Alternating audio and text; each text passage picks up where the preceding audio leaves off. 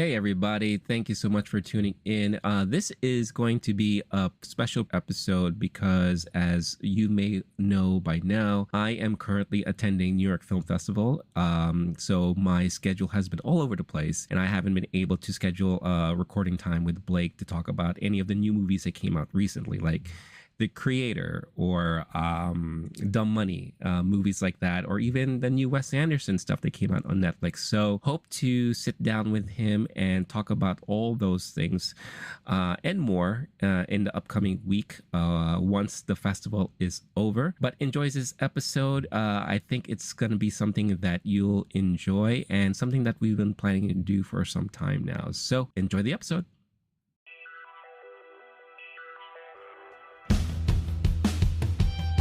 It's about that time to grab your favorite snack and sit back and relax, because you are now listening to the MovieTime podcast with your hosts, Low-Key Geek Rene Zalata and Blake the Wolf. Take it away, boys.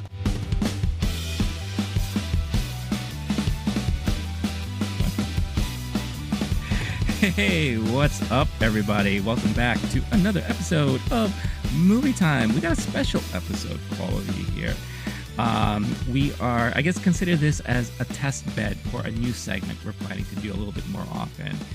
And it's something I'd like to call FILMversary, where we're celebrating the FILMversaries of certain movies when they come out during every year. And we got two special ones here. Given that Barbie and Oppenheimer are killing it at the box office right now, both Christopher Nolan and Greta Gerwig are celebrating FILMversaries this year. And that is in the movies Frances Ha and The Dark Knight. So Blake and I are going to be kind of reliving our times watching this when they first came out, and then kind of giving our thoughts on how we feel about the movies today, and kind of giving like a updated review on them, so to speak. So it's going to be a lot of fun. I hope you guys enjoy and all that. But before we get into all that, of course, I am Rene, and this is my buddy Blake. What's going on, dude? Rene, sometimes you either die a hero or you live long enough to become a topic of a movie episode review episode 15 years later. So that's here true. We are.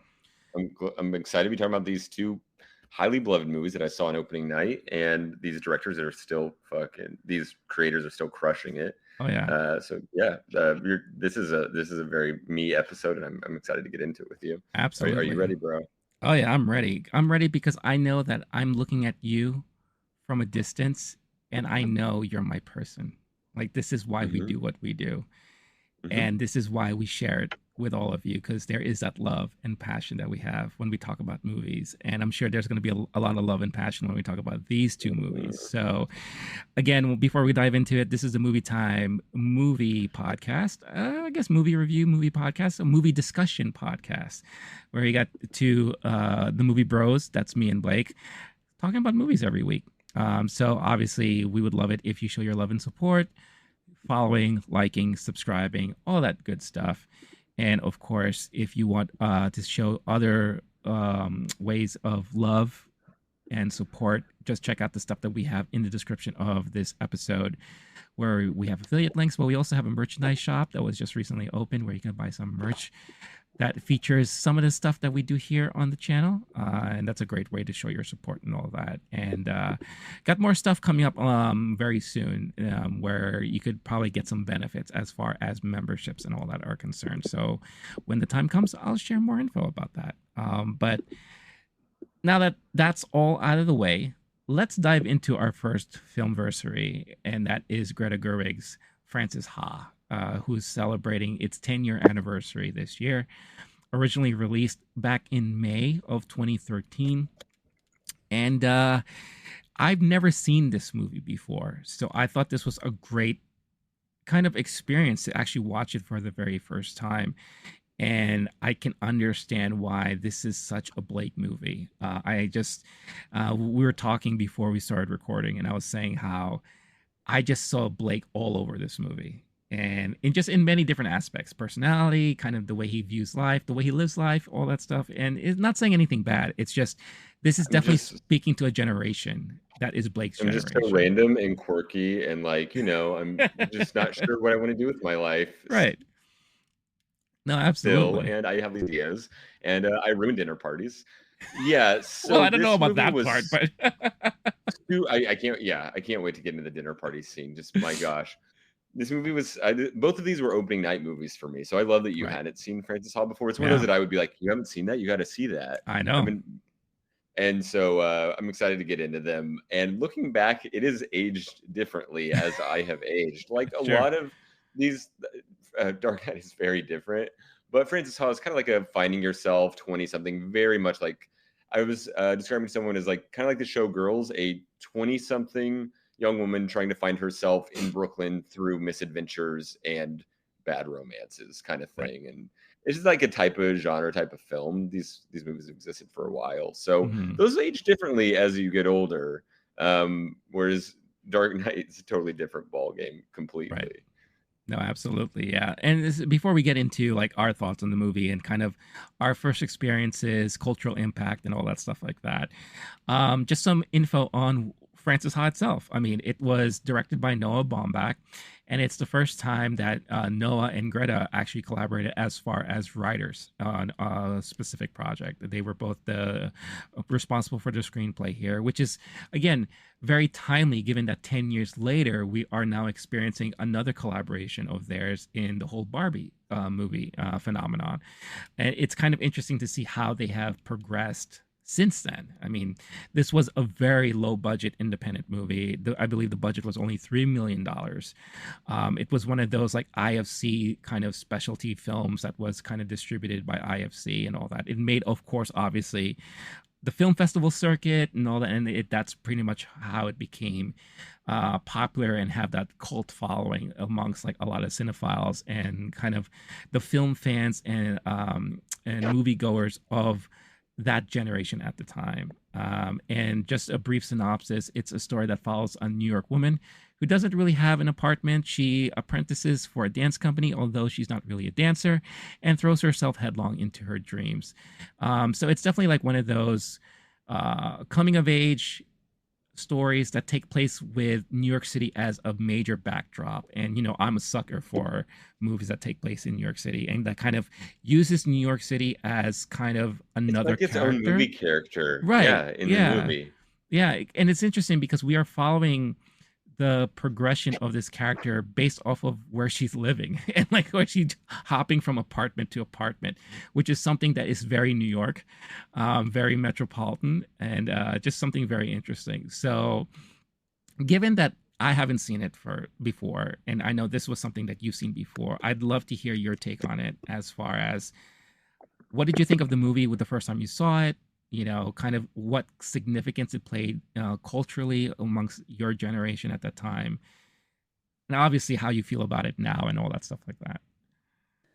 Yeah, so I saw Squid and the Whale, my first Baumbach movie, in high school when the Mm, main character, Jesse Eisenberg, is in high school. I think I was right around like when I was about to go to college and his character's about to go to college. right. That movie was super important to me, nominated for a screenplay, Oscar, and I was just getting into indie movies at that time. So that one was like a very important film to me in that regard. It's also one of the first movies I saw where it ends in that weird middle zone that pisses a lot of people off, where you don't Yes. quite know how it's ending. It just kind of cuts. Yeah. I remember being in the theater and someone next to me goes, "What the hell?" And I like pumped my fist. I was like, "That was amazing! How'd they do that?" And I've loved Noah Baumbach since. I saw his first movie, Kicking and Screaming, in college about dudes in college Mm, who I feel like I would have been in that friend group. I saw Marriage Story when I was going through a big personal relationship situation, and like so, kind of throughout my life, his movies have been important markers for mine because he's doing a lot of. He's a East Coast intellectual dude, and at various times it's either been like, okay, I want to be more like that person, or that's mm-hmm. who my friend group could or would be ideally. Francis Ha, I was in a very, very similar place in life. I was new to New York City. I was misguided. I was trying to find myself as an artsy young person who was having a hard time paying rent when this movie came out. So, but since Squid and the Whale, basically, he's been appointment viewing for me. And he had another Oscar nominated hit with Marriage Story recently. And it's been interesting because he's been the indie darling for a while. And yeah, he was an IFC Center type director for the longest. And now he's co-writing Barbie, which made $1 billion at the box office. Billion. So what happens to someone who makes Frances Ha and then they make $1 billion? Right. And for Greta Gerwig, like she'd had her own type success where it goes Lady Bird, and then she does IP, Little Women. Now she's doing IP, Barbie. Right. Now she's doing IP next with am I getting this right? Sleeping Beauty, some big fairy tale movie.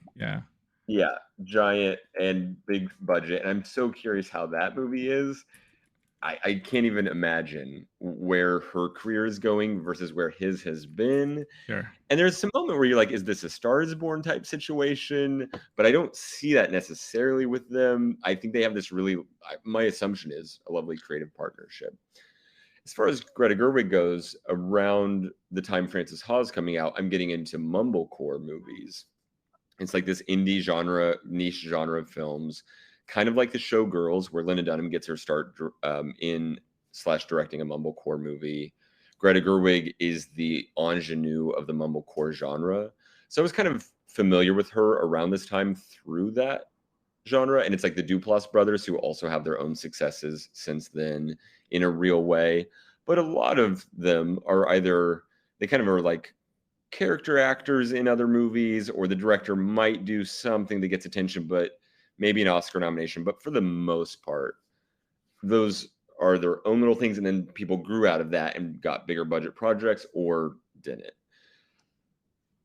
It's been amazing watching Greta Gerwig go from the indiest of indie genres to the point where it's not enjoyable for anyone who likes cinema for entertainment's sake. It's almost like an inversion of that as a genre. It's like we're going to leave the camera on a room of people and they're just going to have normal conversations for 20 minutes. And that'll be half the movie. The movies are often like an hour and 20, hour 30. So when you go from that to Frances Ha and get some attention to Barbie $1 billion, I'm fascinated by that career trajectory. So that's been interesting looking back on it. And that's just as far as the career trajectories of Baumbach and Greta Gerwig go. So while she didn't direct this was kind of her first creative partnership with Baumbach, as you mentioned. I am really curious what the future holds in that regard. And looking back, it was interesting to see where it started for their collaboration. No, for sure. Just a quick thing. You may want to, something happened with your camera. Maybe just wipe it real quick. I don't know if it just got really fuzzy all of a sudden. I wasn't giving hot takes. There we go. Yeah. Hot take. It's the passion. It kind of built up all the steam and all that, We see a black and white movie, and now we get the old movie effect, right. That glossy. We get the nice little, all we're missing is like the vignette and all that. Yeah. Perfect. Yeah. So when you first watched this movie back in the day, right? Obviously you were following Noah already at that point, and I would assume this is probably more of like the first time you are seeing Greta like in her, I guess, full acting, like in a full acting performance and all that. And given that your certain situation and all that, like how did this movie speak to you? Like what was it about this movie that you kind of like made you relate so much to it? And now that, comparing to now you had a chance to rewatch it recently, how does it make you feel now revisiting a movie like this? So what I can't recall is if this was the first, because I didn't realize this, but Greenberg actually came out before Frances Ha, so that would have been another appointment viewing of Noah Baumbach's movies. Less relatable because it was about an older hipster couple, right? But they're friends with Adam Driver. Yeah. And I don't remember if Greta Gerwig was the younger female lead in that one. It's been a while. I need to rewatch that one. But that was one where she's a lead off memory, but she wasn't the star. Like it's her damn vehicle. Yeah, I can't remember at what point I got into. Yeah. He's in Naomi Watts are the main couple, but Ben Stiller's on the poster. He is Greenberg. Yeah. And then also,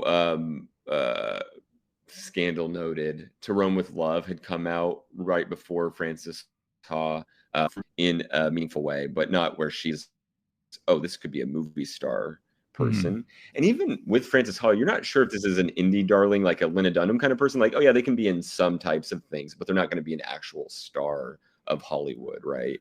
I think it would have been Frances Ha or maybe a few years prior where I'm getting into mumblecore and catching up on that genre,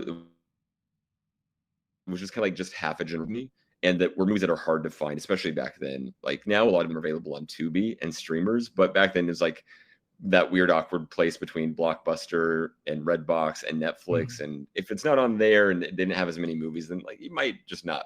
You're gonna have to buy it for full price at the movie store.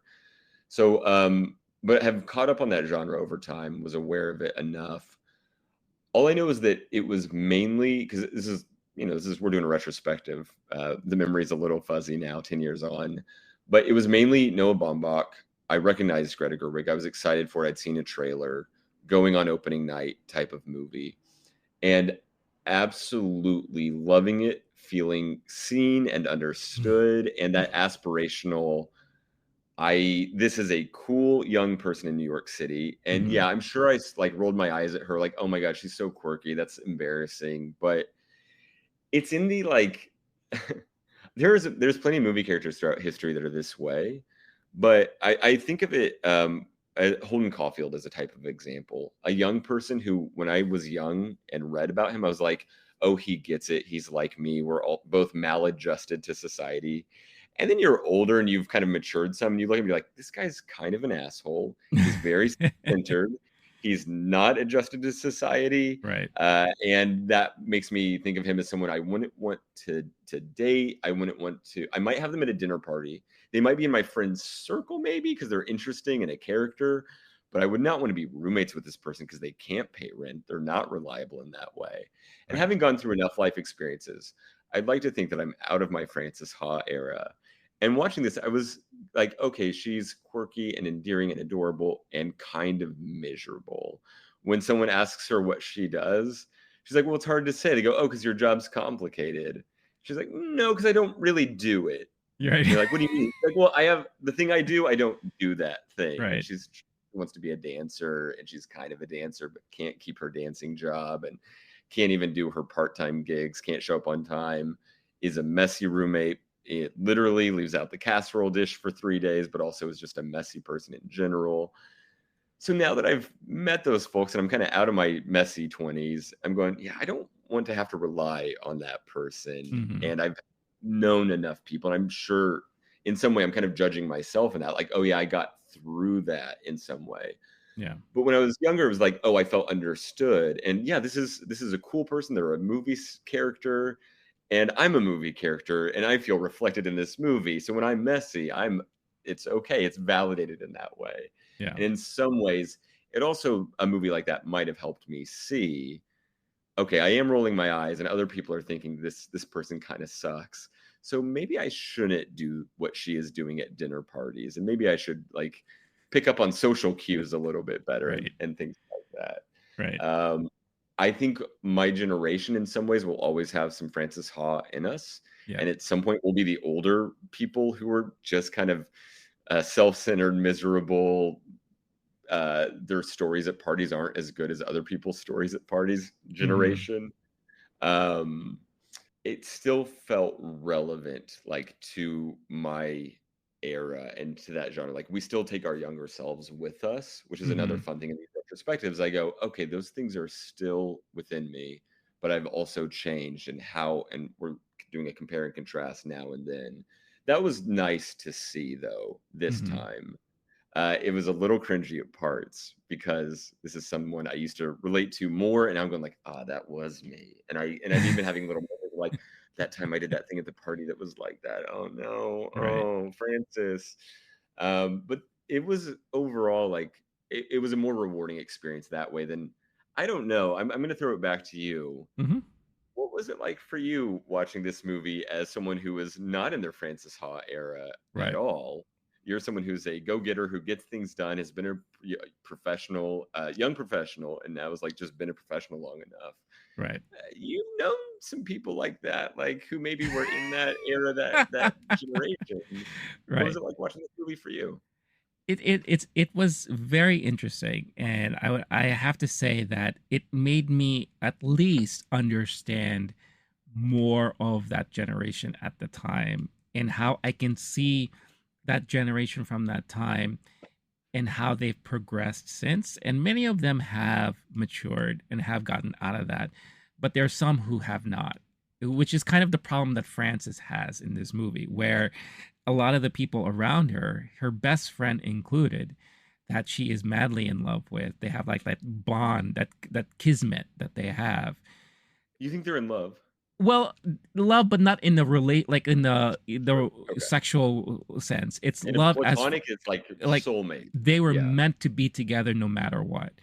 But even seeing that friend mature away from her, and she's kind of stuck in being the kind of like, not ditzy, but kind of like la-di-da kind of sense. It's she's lost, but she you could tell she wants to have it figured out, and there are moments where she thinks she does, but then she fools herself in thinking that she does, and she fools others in making them think that she does as well, but in reality she does not, right? So it's kind of maddening at times seeing this character throughout the movie, but at the same time, I think the way that Greta Gerwig plays it has a lot of charm to it too, where it's just like, you know what, if I knew a person like this in real life, I'd probably hate them, and I probably never want to spend any time with them. But if they had some semblance of the same charm that Greta used in the portrayal of this character, I could see myself being, you know what? I don't think she's that bad. I just wish she would get her shit together. It's just, the annoying friend, you're like, come on, just figure out how to fucking keep a job. Like, right. pay rent. Yeah. Or just figure out how to have a conversation. Seriously. That's a good point, because it's putting her in contrast with her best friend soulmate who's getting her life figured out. But then we also find out later, which you also see with friends, like the friend you think has their life figured out, and they have the blog showing how great their life is with their wealthy husband in Japan, or their affianced. Yeah. When we meet the friend again, the line that killed me this time was, "Hi, this is my D-bag affianced." She's drunk at the party, being messy while Greta's working as a server. Right. That was a fun reconnect that I, at the time, might not have appreciated because I didn't have the hindsight to see different people of my generation going through that phase. Yeah. Something else I'll throw out is the time that this was written was not long after the recession. And so a lot of folks in my generation were a generation where MySpace was common, self-centeredness was the norm. We were the first, or one of the first generations where, people complain about, you get the honorary trophy for the participation trophy, right? We're softer in certain ways. There was a thing before the Middle East, which we're not going to get into, but they're talking about like, this is one of the first generations that raised with no war at all. And like just certain things about us that were just a little more protected, like helicopter parents were more of a thing. Teachers weren't allowed to hit you in our generation. Right. We weren't smoking cigarettes indoors. We cared about like, do your children, do they have too much sugar and whatever, like nutrition facts on labels were like new for us. And our parents were like, what the hell is this? Why is this all this small font on the packaging?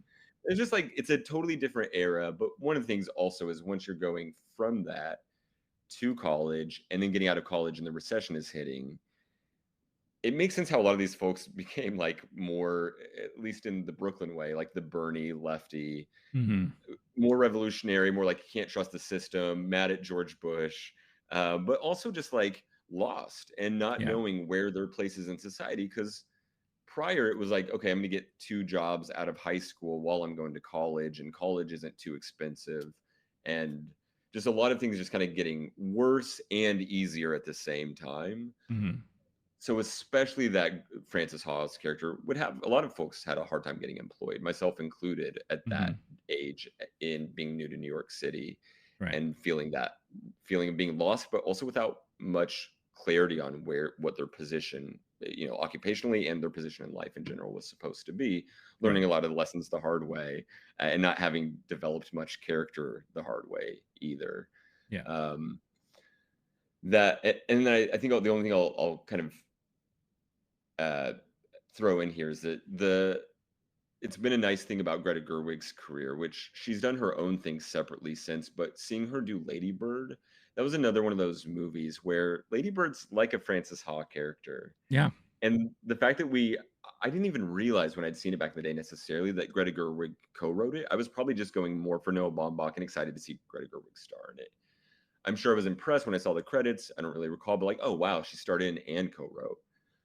But we see her Frances Ha character go to Sacramento, which is when she writes Lady Bird, it's understood that this is pretty much a memoir, at least to a degree. Yeah. Similar reflection of her circumstances as a high schooler.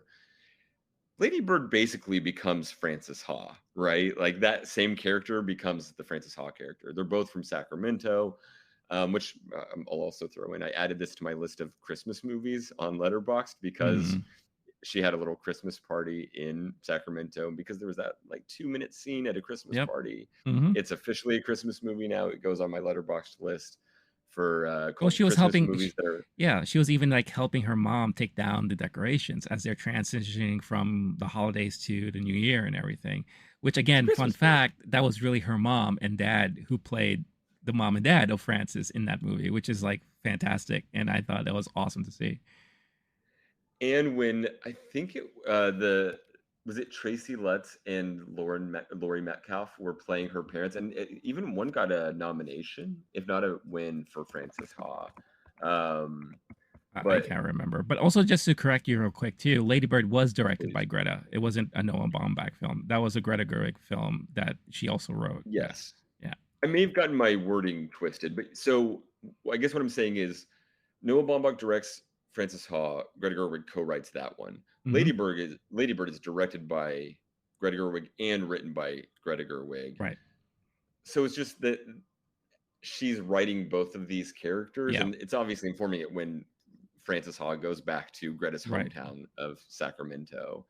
And then Lady Bird's character, who's a similarly maladjusted person of this generation, becomes, when she moves to New York, she becomes Frances Ha. I'm certain of it. It's almost like Lady Bird is a prequel. It's like a prequel to what exactly what, which is very interesting to see. Totally. It'd be really funny if this was like a shared universe thing, like a lot of people like to talk about. Like this, it would be really, really funny to see like her transitioning into that Frances Ha character and then seeing what happens after that. But yeah, it's fascinating how both have a lot of similarities, and it's mainly because of Greta Gerwig and her writing, I think, and you could see where a lot of that influence comes from. Absolutely.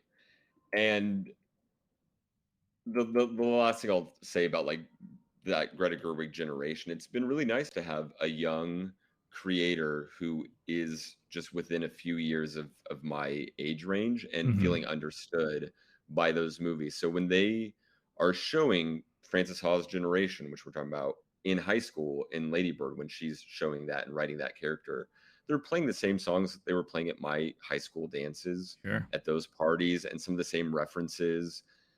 There's something really nice about that. And there's the retrospective where Greta Gerwig is an accomplished creator with a budget and telling that story. Because when I was growing up, it was a lot of maybe John Hughes, right? And I was going, well, this song isn't playing at my high school thing, but I think the version that they're playing in this movie would be like this for us. So you relate to it, but it's not the exact same references.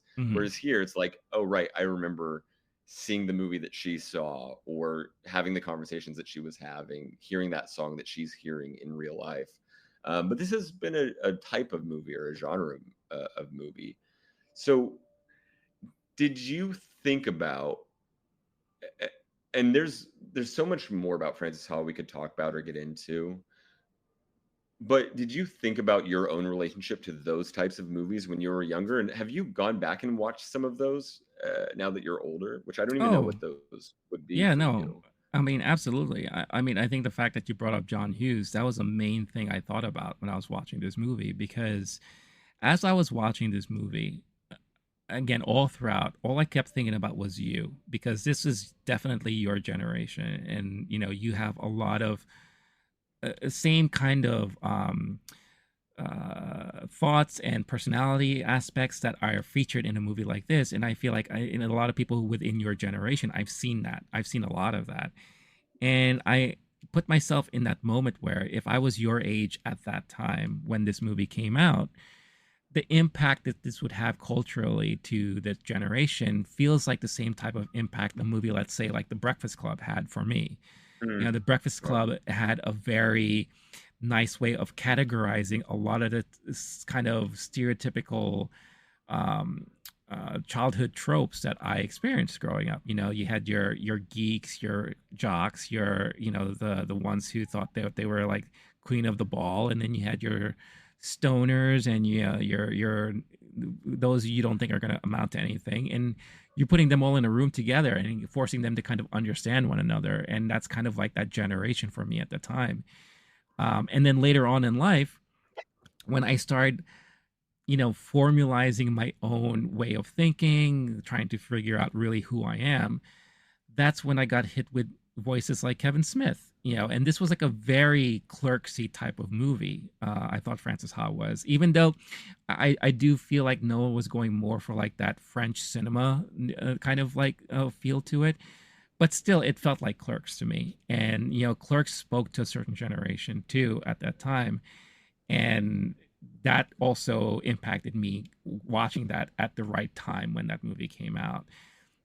So I felt like a lot of my creative ambitions and stuff like that came from someone like Kevin Smith, who just decided to do a lot of this stuff on his own with like no real, you know, proper training and financing and everything like that. I love the story of him always like maxing out his credit cards just to do this one movie.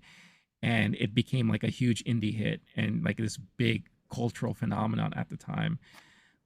So even though, you know, you move forward into 2013, where of course times are a little different, it is interesting just to see like, no, this is like the type of movie and the type of story that would gel with that generation at the time. And it's like this is their voice. This is the voice that now people can experience, and the ones who are involved in it are close enough to say that, yeah, we understand it because we are that same generation too, and we're having the chance to actually tell a story like this to kind of speak on the generation for that.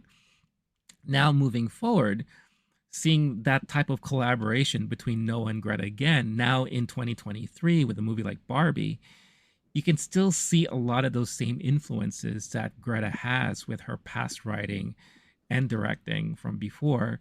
Where the one thing I like to highlight is that in Frances Ha, she gives that very like touching speech about her idea of love and what she feels is how she knows she found that person. And it's that when she can look across the room at someone and they both lock eyes, and without even saying anything, they knew they're there for the right moment, for the right time, and that's their person and all that. And if you watch like, you know, Little Women and Lady Bird, there are moments where the main character expresses themselves in that certain way to kind of understand and define where that person is coming from. And now in Barbie, we have the same situation where America Ferrara gives that huge speech about how difficult it is to be a woman. And kind of, you could tell she's speaking out from her experiences and things that she's gone through and how everyone can relate, because it's speaking to a certain generation. It's speaking to a certain mass that can relate to that, you know? So it's interesting to see how that has never changed with Greta's writing. And, you know, she is very much that voice of the generation and you know, the voice for the genre that she's really speaking out towards. And she's never lost that, you know, which is fantastic to see that from an independent movie to now a major blockbuster that we got, you know? So if there's one thing I will say is I hope she doesn't lose that and doesn't like, you know, conform to the studio system, you know, which is kind of hard to say because it's still very early. Her career is still very young, and I'm sure she's going to be doing so much right now. But it is fascinating for me to see that transformation from where we were back in 2013 and now where we're seeing it now, and how she still carries that brilliant voice of the generation at the time. And she has kind of like that connection. Now for Noah, I feel like he's matured a lot since this movie. You know, like when you go from a movie like Frances Ha to a movie years later like Marriage Story, you know, like it's like night and day. It's like you come from dealing with the lack of maturation to really adulting, and the kind of like the negative side effects of adulting and how that can all like not really work out or work out depending on how you want to look at it, right? So it's very fascinating to see that. But again, I feel like it speaks to experiences and observations that I'm sure he surrounded himself with and everything. So it's you have to say that the 1-2 punch between Noah and Greta is just extremely fascinating in Hollywood right now, and they complement each other really well. So it is pretty fascinating. Yeah, her starring in White Noise last year, the movie Baumbach directed, which is kind of his most recent one since Marriage Story. But that's also kind of like, you could almost do a Noah Baumbach marathon in order of how coming of age it is, kind of, or like what age. Right. So like Squid and the Whale, Kicking and Screaming, Frances Ha, like you go down the line essentially. And then Marriage Story, they got the young one, then they're still together in White Noise, but you got the family, and it's one of his few or only that's not original. It's actually IP, technically based on a book, but you know how much I love that movie, and we talked about that one a lot from last year. I also wanted to correct the record while we're talking. So she's not directing Snow White; she co-wrote it already, and it's my understanding is it's already been written and it has a release date for 2024. I don't know to what degree, if that's already done, or if any of the strikes are going to change that. But she's not directing; is the writer for that. The story that she is the director for is Narnia, which still that's right. That me, is her next directing project. Yeah, which to me is wild. But to kind of bring that back, where she's now becoming a big studio director, right? Yeah. But she's still keeping that touch you're talking about. Barbie is essentially like trying to find herself in Barbie and Frances Ha have enough in common. I love that you're like bringing those together. Yeah. Where she's asking herself these big questions like, what am I supposed to be doing? Right. Where do I belong? And Frances Ha being a misfit and having an awkward time in society, not knowing how to talk to people, like Barbie at Malibu Beach is in a lot of ways kind of that similar fish out of water. Yeah. I think that might be partially why that movie spoke so much to me, my generation, etc. It makes sense. Yeah. I want someone to do a bigger deep dive on those movies, because I know we have to also talk about Dark Knight, which is such a different tone. And I love that we're putting these two next to each other again. Right. We're like, yes, we got this one thing, and we got fucking Christopher Nolan's Death Dream. Francis Knight, like when they call Barbenheimer, this is Francis Knight, right? We're doing the Francis Knight. All of these movies, yeah. Yeah, no, as we close out the Frances Ha discussion, I think what's something that would also be interesting to know is, and maybe it's a little easier for me because this is my first time watching it, is if you had Letterboxd back in the day, like what would you have rated it back then, and then what would you rate it now?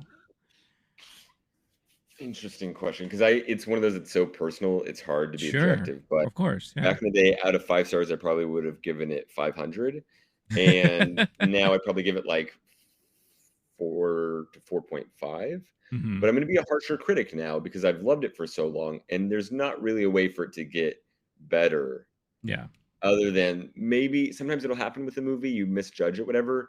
But you think it's worse, and then you rewatch it. Go, actually, that's not so bad. We talk about that sometimes. This one I loved so damn much and related to, and was kind of the perfect age for. And it made more sense back then. And I didn't know Greta Gerwig's moves. I didn't know Noah Baumbach's moves as well as I do now. We can kind of contextualize it in their careers and say, oh, that was more of a stepping stone movie. But at the time, I thought that was Noah Baumbach's magnum opus. Like, this is the most Noah Baumbach movie. No way could Greta Gerwig have a more Greta Gerwig movie than this, having no idea what they would be doing in the 10 years since. Yeah. So it's easier to look back and judge it lower. If I'd seen it for the first time ever now, I think the question is kind of like, if I was watching it anew in 2012, knowing what I know now, versus if I'm watching it now, which, and having had seen it in the past, or knowing what the last 10 years are like. Like, would I think this is a step down from Marriage Story, from White Noise, from Barbie, from Lady Bird? I would have enjoyed it, I'm sure, because I love a black and white American indie cinema like a lot of things in this movie are still my genre. And if I was seeing it totally fresh, I'd probably still give it 5 stars, is my guess. But with a more critical lens and what I would have given it just from yesterday's viewing, we might be looking at 4, 4.5, something like that, with a harsher lens of history looking back on it, and also feeling kind of shitty about myself during the movie, being like, ugh, I was so Francis Ha.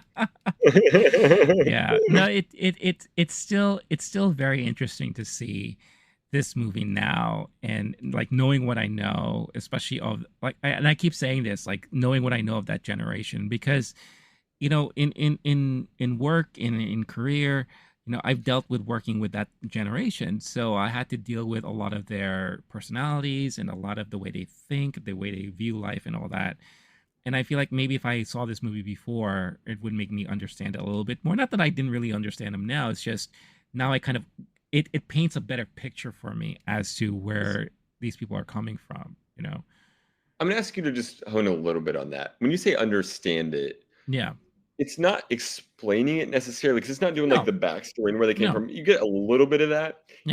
It's just that you're empathizing with it as a thing, not like, oh, this one random person is very self-centered. Absolutely. This one random person is very soft. This one random person thinks they should be the exception to the rule or whatever. Instead, it's like, oh, this is kind of an archetype of a generation. Is that kind of what you're... Kind of, how would it help you understand? Kind of like archetype of a generation, and kind of the time where they are kind of quote unquote coming of age, and where they're trying to figure themselves out and where they belong in the world, right? And kind of what they want to do with themselves. Because like the one thing I like that you said is that this is one of those moments where this generation, coming off of a recession, coming off of a period that there wasn't like a lot of quote unquote conflict and everything. So it's a lot of people that are kind of like put out in the ether to figure things out on their own, and a lot of them feel like they have plenty of time to do so, or they don't think of the importance of figuring things out right away. And one of the things I like to point out, and I haven't had a chance to do this yet, is the characters of Adam Driver playing Liv, and is it Michael Zegan playing Benji, who are the two roommates. Who so cool seeing them now, and they look so much younger. Oh my god, so young. I mean, Adam Driver's a baby in this movie. But how they're, you know, you could tell they come from money. They're like what I called at one point the trust fund babies. Like these are the ones that had no care in the world. They could do whatever they want. They could afford this lavish Brooklyn apartment, right? Yeah, even Sophie, who's the friend of Francis, when she goes to the apartment for the very first time, she makes a comment saying, wow, you could tell this is a rich kid's apartment, you know, like with just all the stuff that they have. You have Liv, who is a sculptor. I like he sculpts, right? Or whatever. He's an art guy. Totally making money off that for right. sure. Yeah, and he rides a motorcycle and brings a new girl home every time. And then you have Benji, who's an aspiring writer, thinks he's going to write for SNL, and then he's trying to write a script for Gremlins 3, which I thought was the funniest shit that I But again, you see, you know, they have a moment where you see Francis is going nuts because Sophie and her had a kind of quote unquote break in their friendship. Francis is like, you know, she lost her dance gig, you know, at least for now. She doesn't know what she's going on. And then Benji's listening to all this and it's like, I've been fired multiple times. It builds character. You know, he's just like nonchalantly. And here's the guy who's not really doing anything himself, you know? So it's so fascinating to see that. But then I've seen it in real life too. Like there are people of that generation who were very much like that. And that's why it paints a better picture for me because of that. Now, what's going to be very curious for me moving forward is we are kind of in quote unquote a recession now.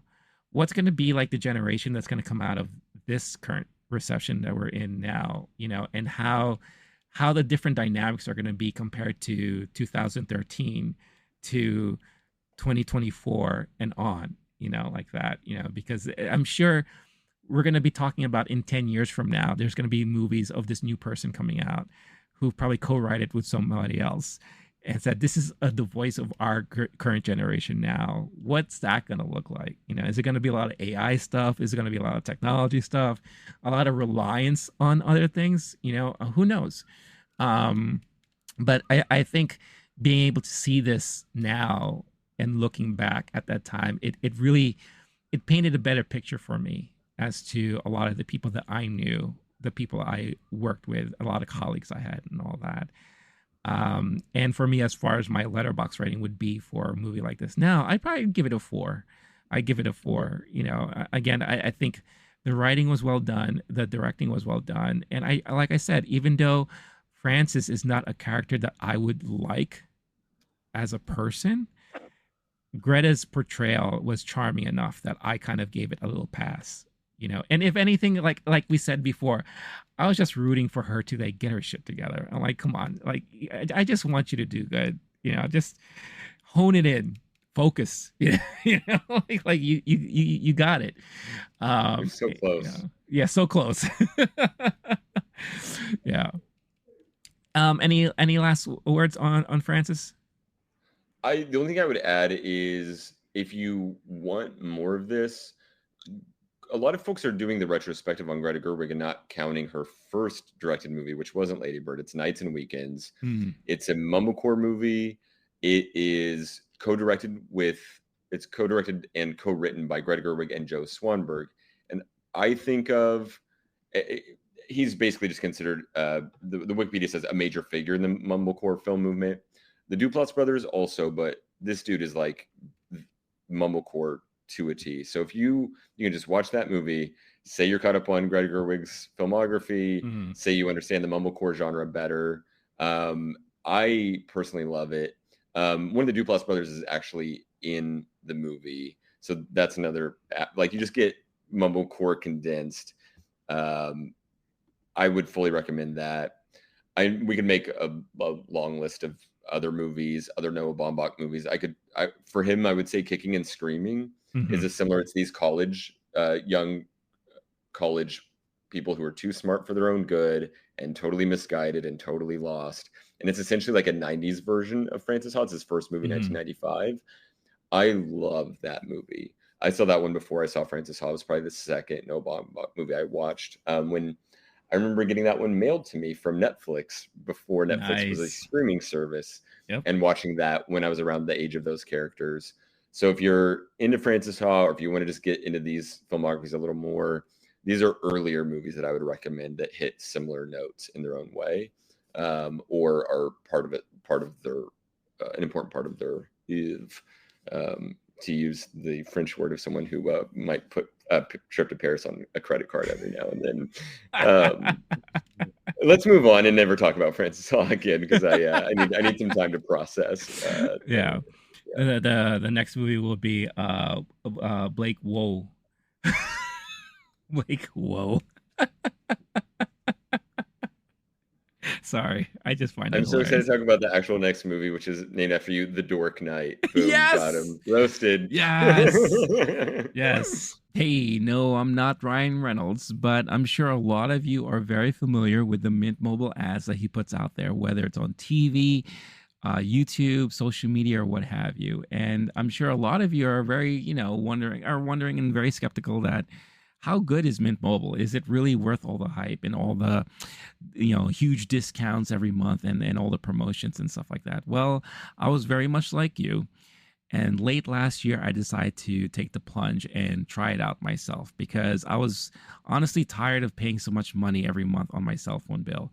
I was a huge long-term Verizon customer, and I was paying $80 a month on my cell phone bill, which is ridiculous, even given the fact that I'm not really working a regular job like I used to, so saving money is important to me. But of course, I don't want to sacrifice quality in my cell service, especially when it comes to data and all that. So I decided to give it a shot, and I have to say I am extremely pleased with the service I'm getting. I haven't noticed any drop in quality. And, for what I'm paying, I feel like I'm definitely getting more bang for my buck. And I want to be able to share that experience with you so that if you're in the same boat as I was, maybe it's time for you to give it a shot yourself. And right now, they have this amazing offer where you can sign up for them and you will be able to get 3 months unlimited data for $15 a month for your first 3 months. I mean, that is an insane discount. And I highly recommend you check it out and try it for yourself if you're looking for a change. Switching over from your cell, service is not going to be difficult. I did it it didn't take long at all to do it. As soon as I got the kit and my SIM card in the mail, I was able to switch it out, and bing, bang, boom, all said and done. If you're looking for a new phone and you're happening to maybe eyeing one of those new Google Pixel phones, they have a special offer where you could save $200 on a brand new phone and receive 6 months of free service when you purchase a device and 6 months of service. So right now, I think is a good time more than any to give this a shot for yourself. So check out the link I have especially provided for you in the description of this video, this episode here, and give Mint Mobile a shot. And if you do, let me know what you think about it, because I was, again, pleasantly surprised and very happy with how everything turned out. But I think overall, I'm just happy to be saving a lot of money every month on my cell phone bill. And I think you'll be happy too. So Mint Mobile, check out the link in the description. And thanks for checking them out. Thanks, Mint Mobile. Hey guys, I hope you're enjoying this episode so far. But before we continue, I wanted to quickly talk about Bulletproof Coffee. Bulletproof Coffee is my favorite coffee of choice to start off my mornings with. Why? Because it's clean coffee. What does that mean? Well, one, there are no chemicals in it. Why? Because they go through this multi-step process of making sure that all of their beans are fully clean and free of any chemicals, so that when you get the beans delivered to you, it is the pure beans, the pure coffee, the goodness that you've been wanting, the taste, the flavor, and the nutritional value as well, without worrying about any added chemicals or anything else put into the mix there. It also doesn't have that weird acidic taste that some coffees give you. I don't know how about you, but for me, some coffees kind of give me that weird sensation in my stomach, makes me a little burpy, and it kind of drags me down a little bit instead of really waking me up, which is something that I need from my coffee every day.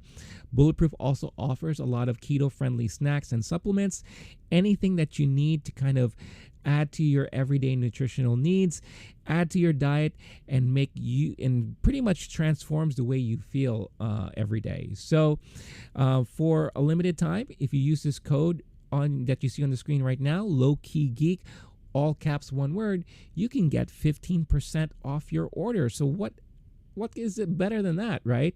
Check out the link in the description of this episode. Use this code, get yourself your discount, and make your mornings a little bit more bulletproof with Bulletproof Coffee. Now, back to the episode. But yes, let's move on to our Christopher Nolan, man.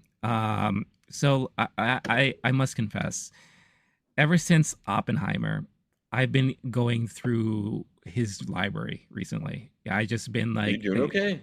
I'm fine. It's just, his movies are, just seeing the progression too. It's really fascinating, and it's changed a lot of my idea of what a good Christopher Nolan movie is. And I think if you really looked at the release chronologically and seeing all the changes, you are seeing how his career has been formed with every movie that he puts out.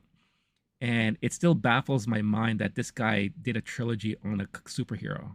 And that's basically what helped him fund the movies that he really wanted to do during his time with Warner Brothers. And now he's with Universal, right? But The Dark Knight is one of those movies that I think was really the start of his really showcasing his love of the actual filmmaking process and using visual storytelling to the finest. I think you're really starting to see that here, because and we talked about this briefly before we started recording, where it's funny how Warner Brothers tapped him to do Batman when all they had going for him was Insomnia and Memento, and that was and it. Following, And which Following, right, it's same as right, the other movie, right, Greta Gerwig's first movie. right, It's not a series, like it's so indie. It was right, like some thousands of dollars, but yeah, yeah, he has a good eye, that he's kind of critically acclaimed in a way, mm, but to give him, let's talk about that. Please go ahead, because I yeah, have yeah, some thoughts on that. I think it's yeah, really sure. interesting. Yeah, so it's just interesting to, and I guess we see Marvel doing that today, where they just Right? grab someone because of one movie they did. I think the best example was like a Chloe Zhao. She does Nomadland, and they tap her to do her next film is freaking The Eternals, right? And Ryan the Coogler even goes from indie Fruitvale right Station to to some Black pretty big Panther. projects after Yeah. that. And I can't remember if Creed was before Black Panther or if they hired them, did them separately, what the order Hmm. was. But still, these are big ass movies, Right. from indie to huge movies. Same with Chloe Zhao. I find that Yeah. fascinating. It is fascinating, and I guess Nolan was kind of the first one that did this, that big major transition from to somewhat of a decent filmmaker. I mean, it's still very early in his career, to now touching one of the biggest IPs in DC Comics history, if not all of superhero history, right? And he does Batman Begins, which got a lot of great acclaim and all that, and then he goes and does The Prestige. Now, The Prestige, if you look back now, is probably one of the better told stories in a Nolan film, or at least it's a good start as to how he can actually tell a story through film. And I encourage anyone to go back, if you haven't watched it in a long time, go back and watch it now, because you'll probably get a different feeling out of it. But going after Memento also, for yes, sure, is absolutely, a yeah, very hmm, Christopher Nolan movie. yeah, Even Following, like he's doing the Christopher Nolan thing hmm, early on and just getting bigger budgets over time. yeah. Um, No, for sure. And then now going from The Prestige to The Dark Knight, which is celebrating its 15th anniversary, his 15th filmversary, um, you can really see how he takes it to another level as far as visual storytelling is. You are now in this movie starting to see the Nolan tropes of framing his shots and staying in certain shots or panning certain shots. The opening sequence, which I remember was a big deal because that's what he shot on IMAX film. This is one of the movies where certain scenes were filmed in IMAX and certain scenes were not. We're back to like regular film. But I remember they made such a big deal of it, where I forget which movie it was, but I purposely went to watch a movie in IMAX because they had a preview of the beginning sequence of The Dark Knight before this movie played, and it played all in full IMAX. And I hmm. remember it blew my freaking mind because it was just so visually stunning. He used a lot of like, I don't think there were drone shots at the time, more helicopter shots, like far away, zooming in and everything like that. And you could, like, again, this is like a great start to the visualizations that Nolan is now infamous for, and improving more so. I mean, if you look at Oppenheimer today, which I finally saw for a second time, and I was able to finally see it from the Nice. beginning all the way through, the way he kind of honed in on the apple and the way he Yep. framed the apple, and that how that played a specific story moment in the early beginnings of Oppenheimer's life. That was such an impactful scene for me. Now knowing how it all spawned out and how it all kind of, I guess, created this domino effect of Oppenheimer's life and trajectory and all that, because that was like a defining moment, I guess, in a way, right? And I love the way he framed that shot. But we're seeing stuff like that in The Dark Knight already starting to happen. And then we get to see that on and on, because after The Dark Knight is when he did Inception. And oh my God, talk about leveling up your visualizations and everything like that. But the interesting thing about The Dark Knight too is that back then, and for a long time, I consider that to be one of the best Christopher Nolan movies ever made. Like, if you were to ask me the ranking, that would always be the number one for me. Dark Knight. Watching Dark Knight, yeah. 2008, Heath Ledger is the Joker. Wow. Right. Okay. Absolutely. However, fast forward 2023 and rewatching it now, and don't get me wrong, I've rewatched this movie so many damn times through the years because it's just a great watch, you know. And plus, Heath Ledger's performance is still to this day one of the best performances I've seen, especially when it comes to like the villain in a movie. I don't think this is Christopher Nolan's best movie, you know, because I've seen what we got afterwards, and I've learned to appreciate the movies that we got afterwards. You know, like I've watched Interstellar 3 times in the last 2 weeks. Bro, are you okay? I'm perfectly fine. Again.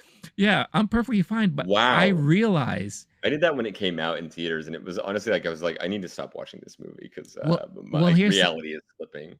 Here's the thing: when I first saw that movie in the theaters, I didn't like it that much. I thought it was okay. Yeah, I thought it was okay. I didn't hate it like a lot of people did, but I thought it was okay. But I never went back to it. And then prepping for Oppenheimer, I decided to watch it again, and it blew my mind in a different way this time.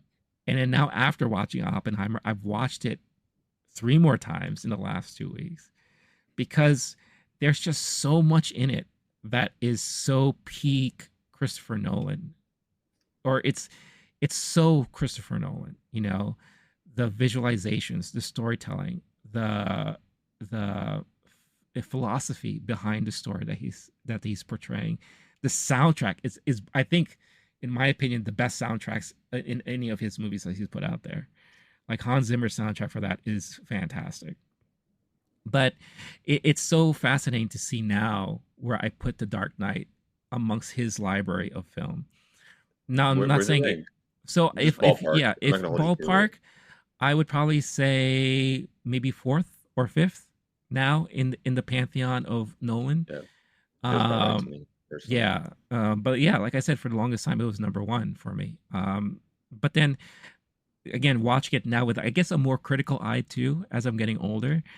There's a lot of things that he decided to do in this movie that I'm sure was not his choice. And I think he tried to placate to the Warner Brothers studio system, the DC comic book fans and all that. Because, like, for example, a lot of the dialogue is very cheesy, very comic booky. And knowing what Christopher Nolan does for his non-Batman movies, that's not a kind of dialogue you would hear in a non-Batman type of movie, you know?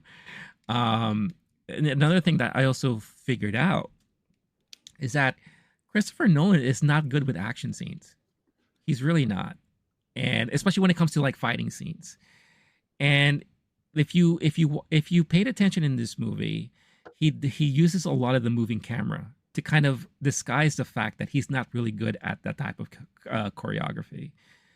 Instead, he's very good at creating the tension and suspense leading up to a big moment like that. And I think it plays out really well at the ending of the movie when you have all the hostages in the building, and you know, you have not only the hostages there, but you also have the SWAT team coming in there, and it turns out that the bad guys were disguised. Those were really the hostages being disguised. So he created that tension and that kind of thing where Batman has to go in there to stop the SWAT team from killing the wrong people, and like kind of like strategically wiping everyone out in a different way instead of hand-to-hand combat and all that stuff like that. Now, moving forward, like a movie like Tenet, you could see like he's improved a lot in his action sequences and all that, because there's a lot of hand-to-hand combat, a lot of gunfights and everything like that. But back then, this is what, 2008, he still was not good at that stuff. And that's not his strong suit, really. When it boils down to it, he is not that type of action director. He's great at everything else, but when it comes to that, that's just not his forte. One other thing I'll also point out before I hand it off to you. A movie like this also highlights how Christopher Nolan does have a problem of kind of putting a period at the end of a certain sequence. You know, like we get this whole situation with Two-Face, which was such a big buildup throughout the whole movie. And then when he finally does his turn, it was such a short period of time to kind of understand the turn that he'd made and kind of have a resolution. And it wasn't as impactful as it should have been. And I feel like he does a lot of that with a lot of the more ancillary characters. You know, like when it comes to like major characters, like he's very good at paying attention to a lot of things. But then he also pays a lot of attention to these ancillary characters that really don't matter, you know. And then at the end of the day, you could tell it doesn't matter because he doesn't really put a fine pin and button on it when the end of that arc is over, you know. And if you look back at some of the movies that he's done, I think he could easily pinpoint some of that in some of the movies that he's done before. I'm like, oh, you know, that's actually a problem he has. It's really fascinating to see it. And maybe it's because I'm right. That's a through line for sure. Even this time watching Dark Knight, I was like kind of multitasking near the end. So I've seen the movie enough times, and I was like, wait, what happened to Harvey Dent? Where did he go at the end? Like, and I had to like rewatch it because it was like such a small, like a blip of a moment. And then people have a similar complaint in Tenet. It's a thing, and it's almost it feels like it makes sense to me. I don't even know if I could put words on it, but like a certain level of like ego or intellectual or whatever, which is like, okay, those things don't matter. I'm going to focus on the thing at hand. It's like a puzzle kind of guy who's like, hey, we're going to solve X, Y, Z, and everything else we're just going to leave it to the side. Those things are inconsequential. I think he sometimes has corny dialogue in a lot of his movies. Okay. This one is more comic book. Absolutely. Corny, absolutely. For sure. But like if you go through Tenet, and there's a couple lines in particular that got just shredded when people replayed them. And even in general, this dude has movies where the dialogue is hard to hear. Yeah. So that's one aspect of his dialogue.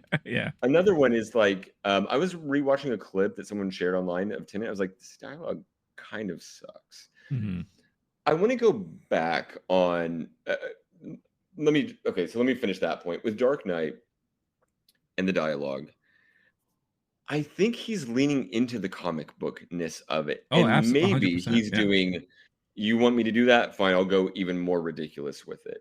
But I think he also might be kind of making a point and using that stylized, you know, like boom, pow type of dialogue or the one-liner at the end of something and using it to effect kind of like he'll make some things more ridiculous. Like when they say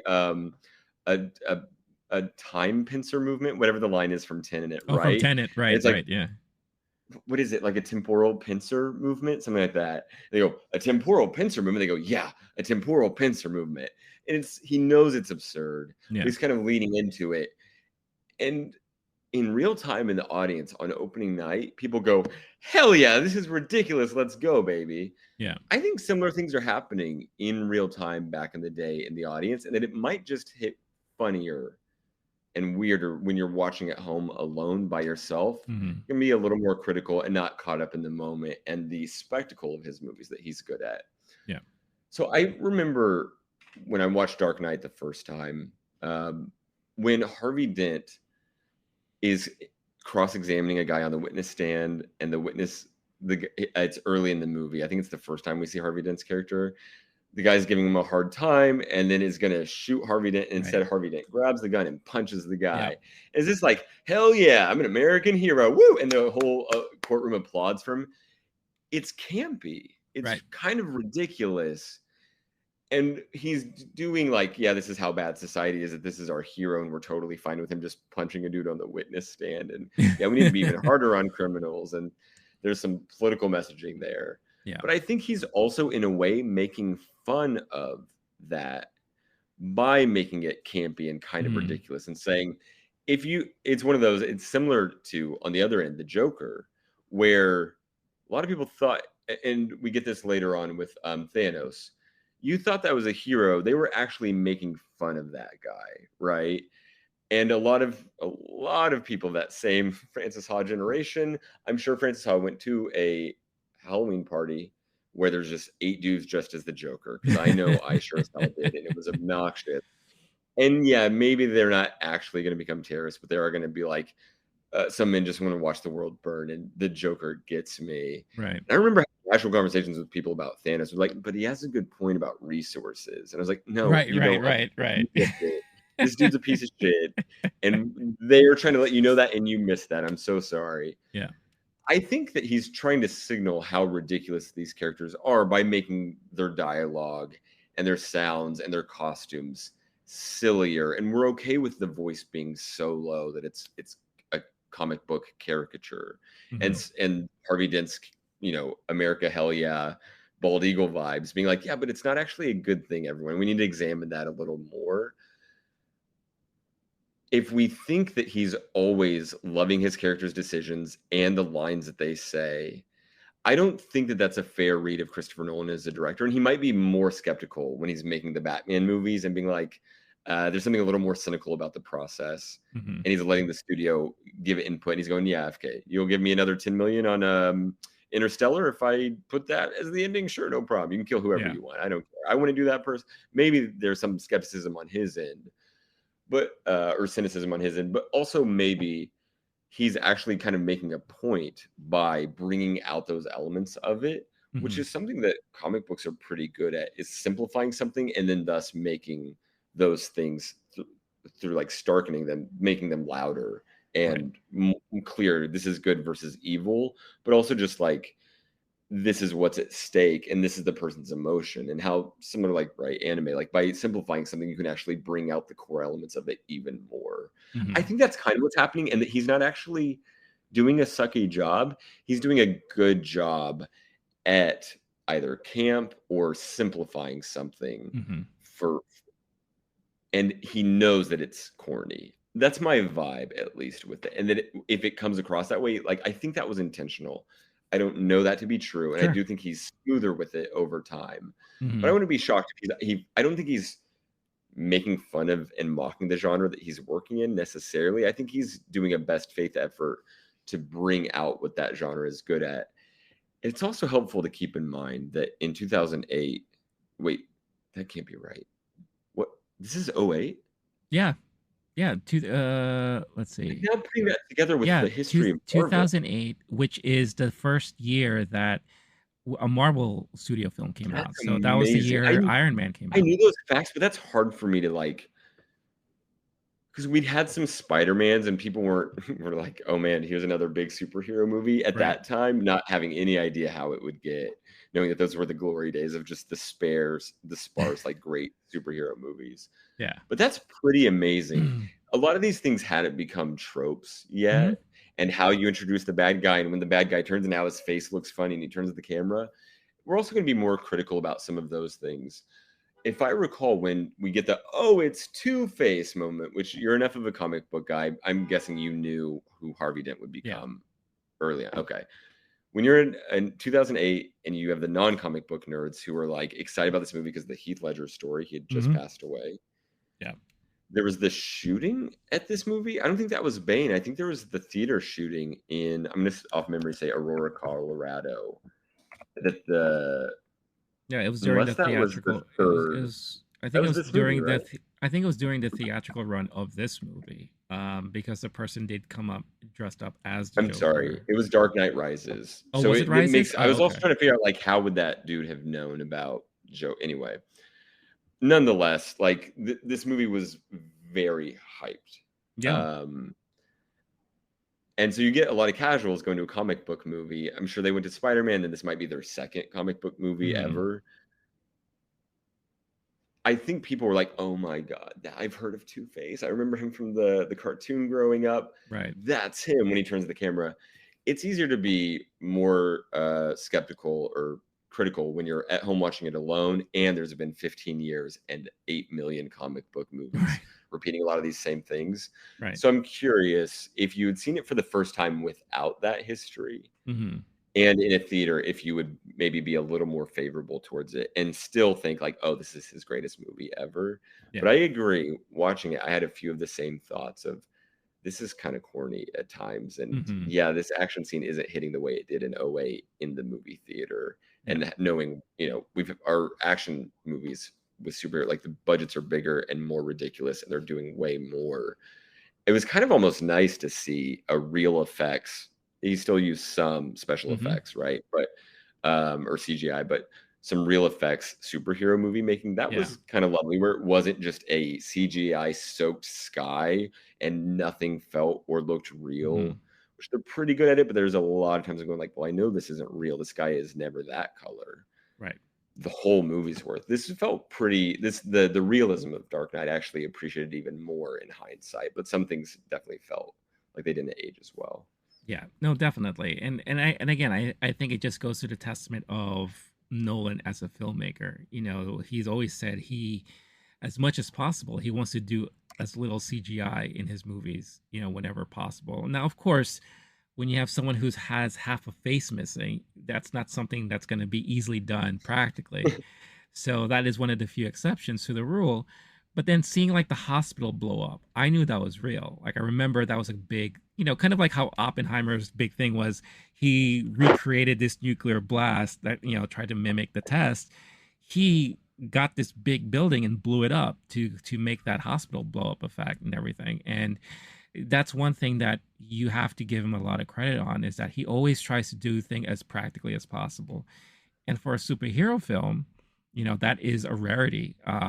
You know, and because again, after this, that's when we get the whole Marvel trains kind of starting its early stages with Iron Man and everything else that followed after that. So it was interesting just to see Nolan kind of pioneering this new wave of superhero genre films that we've got. And even though like a lot of those choices that he made, I agree with you. It's not because he purposely did it badly. He was placating to a genre. He was placating to his idea of what a superhero or comic book movie is like. Now, he didn't lean in so heavily into the camp like what we've seen done in the past.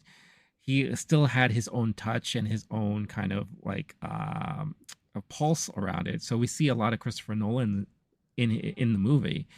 But yeah, I'm sure he's gotten notes where it's like, well, we want this dialogue to be like this, or we want this outcome to be like that. You know, like the whole opening sequence where you have the people robbing the bank, the back and forth amongst all those people are very comical. It's very, very tongue-in-cheek comic book kind of dialogue, right? Even to the tone and the sound of their voices, it's very like, it's just one of those things. And watching it now, I laugh at it, but I remember watching it in the theater, I was just like in it. I was just like focused. I'm like, oh my God, this looks great. You know, this is fantastic. And again, the thing that he does well is the tension building, because you don't know what's going to happen. Like you just see it build and build and build and build until we finally get to see, oh wait, this was the Joker the whole time, and you know now he's escaping the school bus. And I love how he like, and then again, part of this stuff that's like very ridiculous is like, how did not anyone see that this school bus came out of a bank and joined this other row of school buses on the street? I'm like, if I was the guy behind him, I'm like, wait a minute, where did this guy come from? You know, like I think the smoke coming out of it, if I recall. Right. Yeah. Yeah. Yeah. It's like, all right, wait, something's wrong here. Are those kids smoking in the bus? Are we allowed to do that in 2008? Yeah. And there's a lot of moments throughout this movie where it's just like, all right, suspend your disbelief and everything like that. But the one thing that Christopher Nolan does really well too is also tell a story that is also challenging as far as the human psyche is concerned. And I felt like a lot of this movie dealt with that, right? Where you have this agent of chaos, and kind of this is the result of you being Batman. You've turned people like me into what I am now because I kind of want to go against the grain. And how about the rest of Gotham? Are they like that too? Let's put it to a test. So now we have these two boats, each with a bomb on them. Who's gonna blow each one up? You know, you got one with the scum of the earth, the people who are in prison, and you got one who are like the everyday folk. Right? Put it to a test, right? And it turns out like humanity is still humanity. That still kind of outcomes everything. But the tension building up to that was just like, okay, what's gonna happen? And I think one of the real tragedies of a movie like this is, you know, they left it very open-ended with the Joker still alive. And I think they did that on purpose, thinking that he was going to come back. Kind of like how Cillian Murphy was like the reoccurring guy in all three of the movies. He always showed up as the Scarecrow. This could have been, we could, in the third one, we could have had another Heath Ledger appearance if it wasn't for his untimely passing. Well, there's a thing where you don't show someone who's actually past dying on screen. Right. Isn't that a thing? You know, yeah. So maybe there's another kind of reason, but yeah, would have been great if we could have had the option of having dude back. I mean, R.I.P. Heath Ledger. Legendary performance. Mm-hmm. I think also. I mean, I think if I remember correctly, Nolan didn't know that there was going to be a third one. Like he didn't. This wasn't like a George Lucas where I had a trilogy in mind the whole time. I think he kind of just went with the flow. And then when he found out that he is doing a third movie, it's like, okay, let's get working on the script and all that and figure things out as we go and all that. I was thinking it's kind of worth mentioning since we're doing the retrospective that at the time, which you might understand this better since you were more comic book aware. Mm-hmm. I remember being very aware of this movie, and I saw the first one, didn't really love it just because of how it hit me. Right. But this one being popular, and I was fully ready for it and into it, and their opening night. But I loved Heath Ledger, but I was also a bit younger, and his movies that were like corny high school type movies, right, were actually hitting right for me in my age group. Knight's Tale was my favorite movie in 8th grade. Like, I'm not kidding. I watched it so many times. That VHS got played out. Maybe DVD, but I think VHS. And then 10 Things I Hate About You. Right. It was just, that was a popular movie for folks. My understanding was when he is cast, I thought of him as a great actor. I don't know if other people did. I think he had an indie movie that I liked around that by that time. I don't think I saw it after the fact. I think it was a little bit before then. He played a heroin addict in Candy. I guess if Dark Knight is his last movie, that makes sense. But I thought of him as a good actor. But my understanding is a lot of people were skeptical that like, oh, that rom-com guy is going to be given one of the most important characters. Is that correct? And do you remember having any feelings or expectations going into this movie? That's actually be good or skeptical? Because now Heath Ledger's a great actor because of this movie. He's known for that, and this is one of the greatest superhero movies of all time. It's super important to the genre. Back then, how did we feel about it? How'd you feel going into it? Yeah, no, that's a great question. So, like, my first exposure to Heath Ledger was The Patriot, the movie he did with Mel Gibson. He played one of the sons, and I thought that was a great role that he did. Like, I really, really liked that movie at the time. I think for the more general audience, Brokeback Mountain, which came out in 2005, that was the movie that really brought him to the forefront, and I think a lot of people knew him from that movie. And then that, like anything else, they go back and then they watch movies like A Knight's Tale, 10 Things I Hate About You, all that stuff, right? I forgot he was in the movie called The Brothers Grimm, which was kind of like heavily advertised at the time. And The Lords of Dogtown back in 2005, that was another movie he was a part of.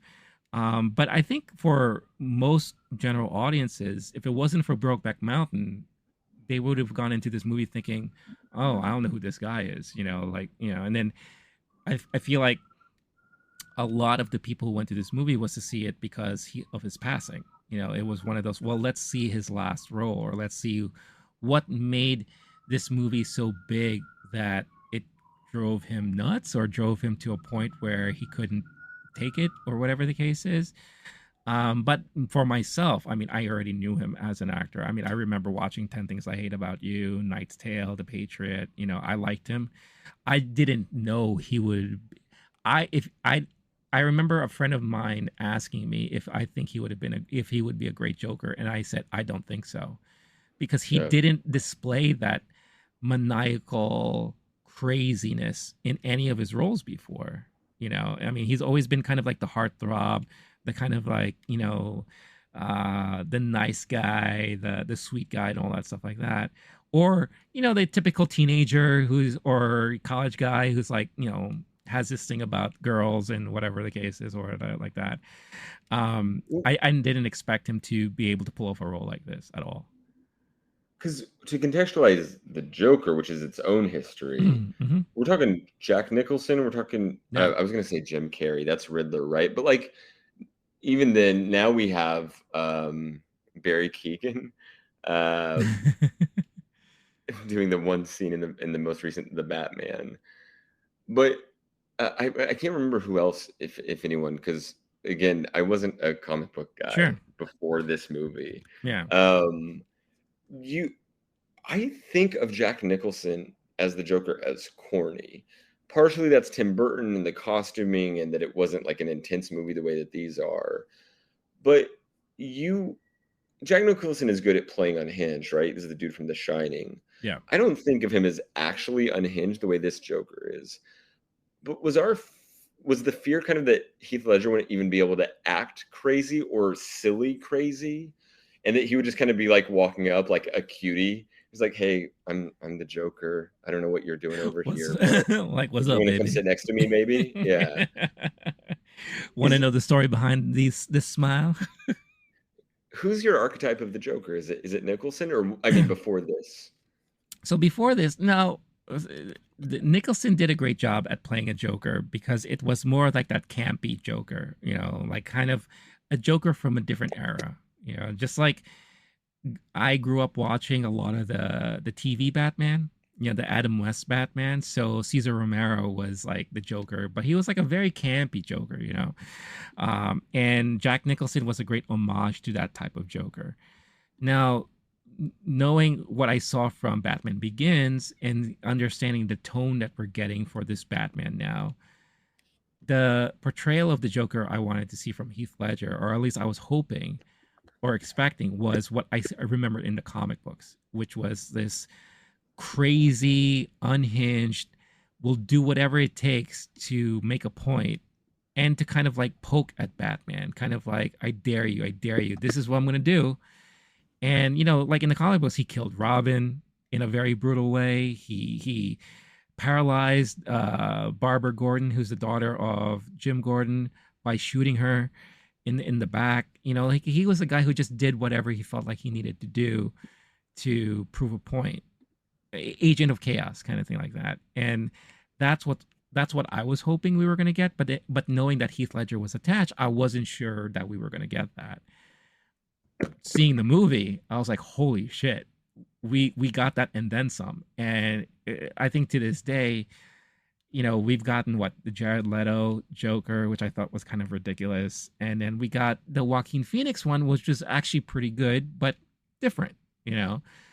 I think this is by far, if you're looking for like a comic book accurate Joker, especially from like the 90s, 2000s, Heath Ledger's Joker is probably the epitome of all that.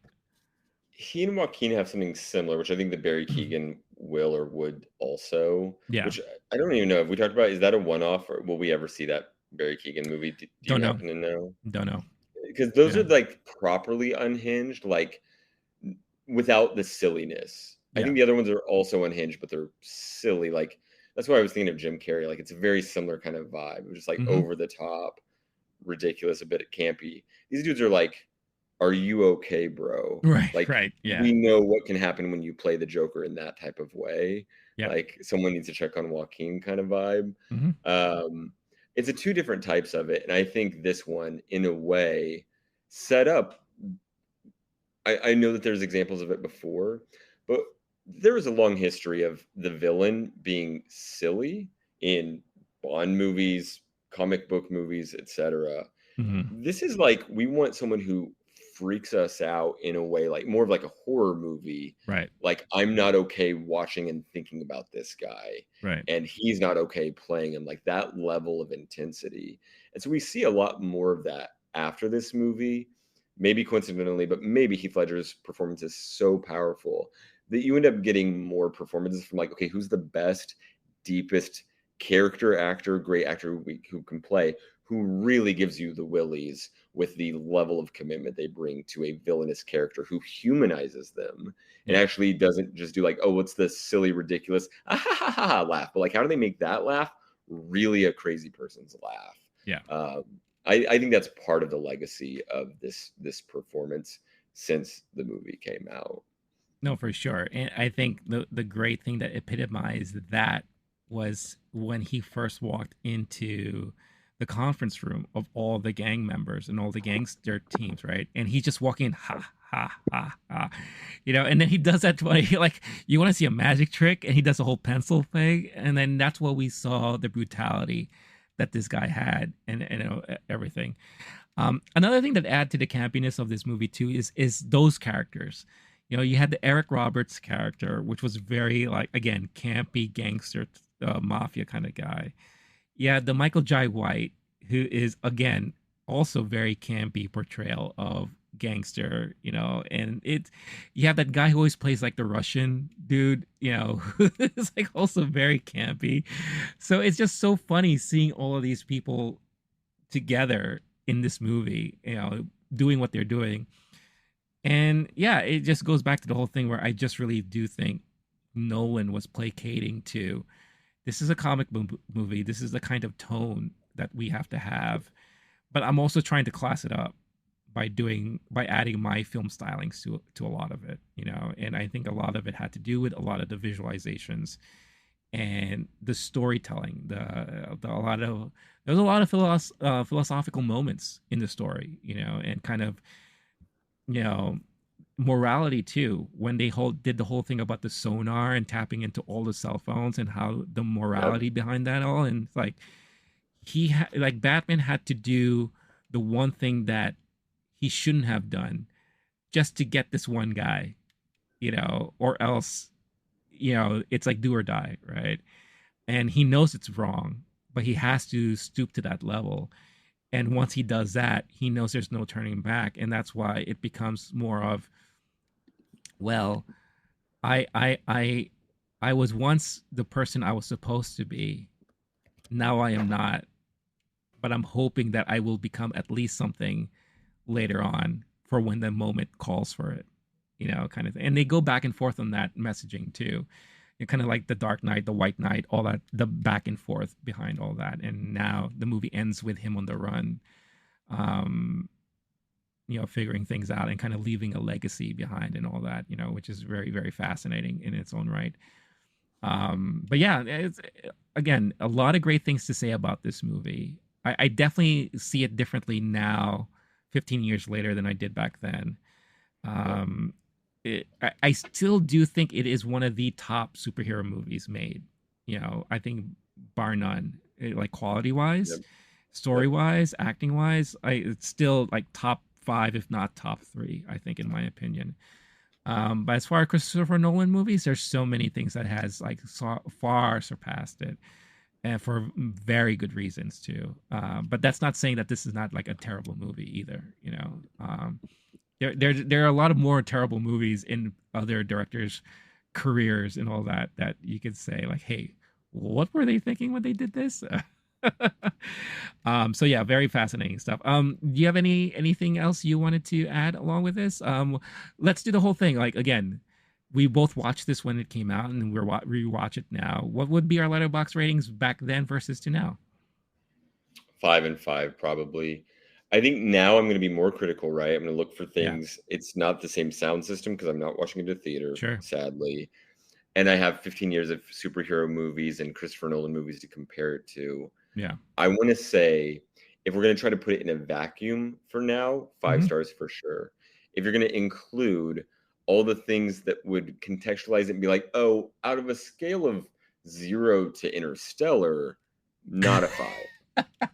Or 4.5, right? Right. If we're going to say Interstellar hasn't been invented yet and put it in that same vacuum, but like My Modern Sensibilities or something, like, still 5 stars for sure. Yeah. So overall, it's kind of a similar situation to Francis Ha. When you have more things to compare it to, let's also keep in mind, no matter what, you can't get that feeling of hype from the first time you see it. Oh, sure. Yes, a movie theater full of people. Yes, giant cinema, biggest theater that it'll ever be in, quality. But also, when you hear a joke the second time, it's never as funny. Right. When you see The Dark Knight the 30th time, it's no way to access that feeling. When I remember like holding my breath during the car chase scene and being actually shocked by some of the turns of events. Yeah. Now with Nolan, I'm more so going to predict that will happen and go, oh, what do you know? The thing we thought would happen didn't happen. Something else happened, but it was the original thing the whole time. Right. That wasn't like, yeah, he tells you what he's going to do in some of his future movies in The Prestige, but it wasn't a known quantity. It's like M. Night Shyamalan, right? We talked about that with when we saw his movie last year. Knock at the Cabin. Yeah, it's kind of, thank you. It's now he's like subverting the subversion of expectations, which is a totally different game. And now a Christopher Nolan movie told start to finish is mind blowing, or like a literal story where these things actually happen the way you think they are. Yeah, and he's never pulling out the rug or doing the sleight of hand. At the time, these things were very exciting. I am sure that both of us were very excited when we saw, maybe not shocked, maybe we're like, okay, I thought maybe that would happen, but we thought Commissioner Gordon died. Oh, right? 1000%. Yeah. When That that was a reveal great sleight happened, of I was hand. like, whoa. Yeah, I was like, what? Yeah. You can't ever feel that again when you watch it now. So No. maybe that high, that whatever that like adrenaline rush of those new feelings of whoa is gonna, maybe we would have thought it was corny if if everything had been spoiled. Yeah. And there was no excitement in the way that this is the first time I'm ever seeing this, and holy shit. That feeling is gonna get it to where you're not able to be as critical anyway the first time. With everything in full retrospect, all spoilers have been out there and we've seen it. I'm sure I've seen it so many, you probably more, but I've seen it so many times. Yeah. Yeah. Plus all the other factors we've already laid out. Yeah. I'll say 4, right? Maybe 4.5. If I was seeing it for the first time now, it's going to be a 5, no doubt. It's a special movie. It is. It is a special movie. And I think another thing we need to highlight too is that the movie-going experience in 2008 is so different than the movie-going experience now. I mean, we can't stop talking about Barbenheimer because it feels like a throwback to those type of experiences we had back then. This was an event movie when it came out. People were 12:01 a.m. was the time that movies came out back then. Oh yeah. Oh yeah. And you had that debate whether or not you wanted to go in late to work the next day or just really tired just to watch a freaking 3-hour movie. And 9 times out of 10, I'll be like, hell yeah, I'm going to do it. And this was definitely that movie to do it with, So there was so much hype, so much things going into it, So we don't get to experience that as much nowadays, which is unfortunate. But yeah, knowing what I like back then, easy 5-star rating Letterboxd for me. Easy. Like no questions asked. Now, again, knowing, where we are now in the kind of landscape of superhero movies, Christopher Nolan movies and all that, I give it a 4. I'll give it a 4. Still not a terrible rating, but it's still a good movie, but it's not that impact that it had back then.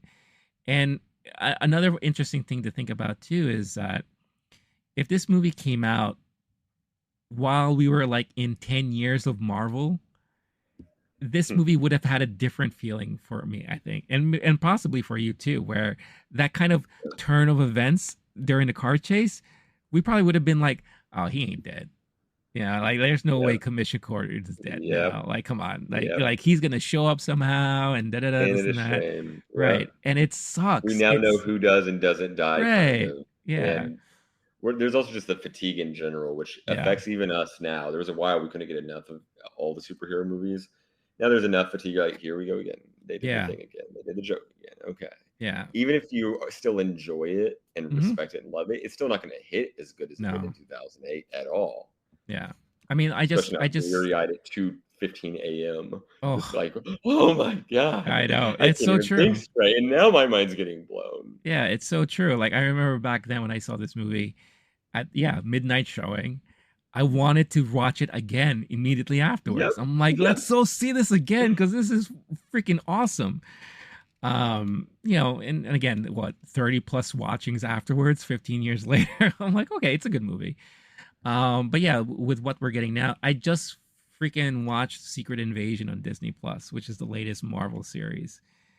And I was so bored with that show. I'm just like, come on. It's so sad that I've never even heard of that before. You and I were so deep in MCU, I haven't even, no one even cared to tell me about it, which says a lot. And it's not good.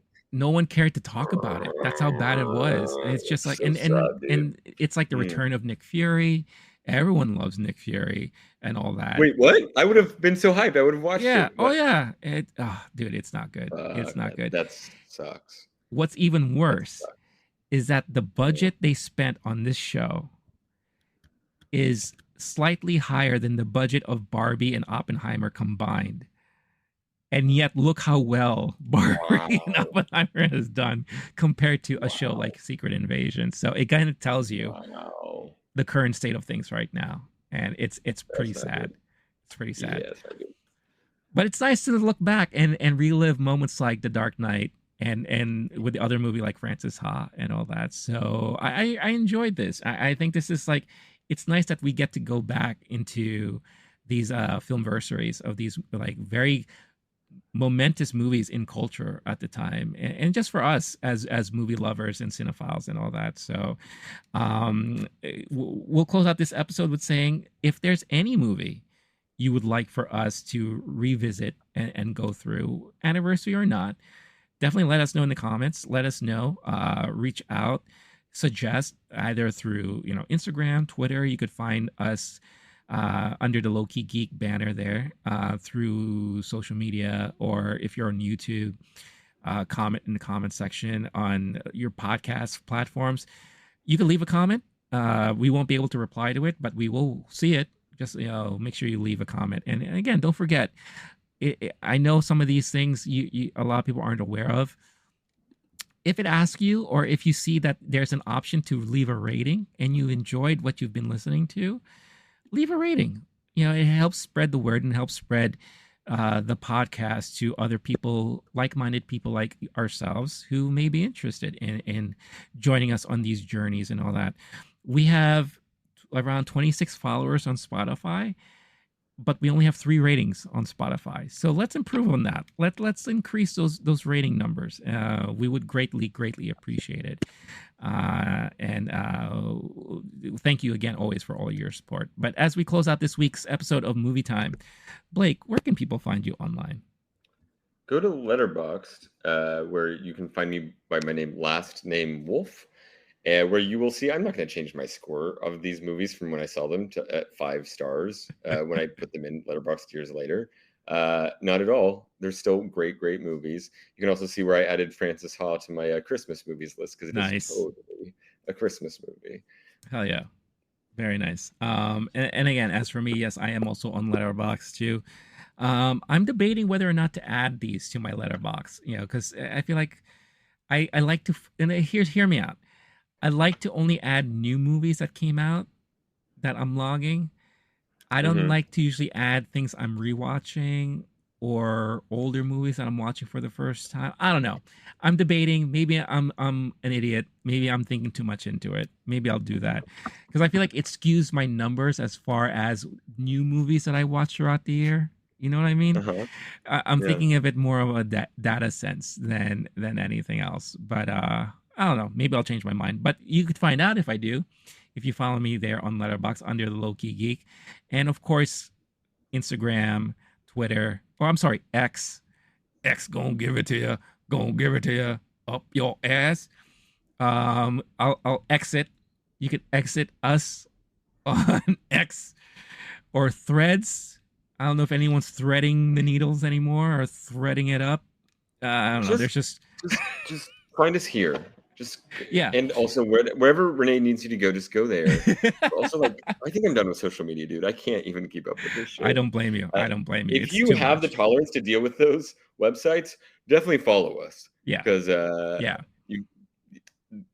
what there are much worse things that, like, we got to be like one of the like top 2% of like decent places on the internet right now. Yeah, absolutely. Yeah, but like if you don't want to see hate crimes on your Twitter /X feed, follow Low-Key Geek there for sure. It'll be a nice reprieve from slurs and hate speech. Absolutely. But yeah, like Blake said, the places where it matters the most, obviously, is on YouTube and through your podcast platform that you are listening this on. So definitely follow us and show your support. Check the description of this episode to show how you could, to see how you could show other ways of support, either through affiliates or the merchandise shop. So with all that out of the way, I've been Rene. This has been Blake.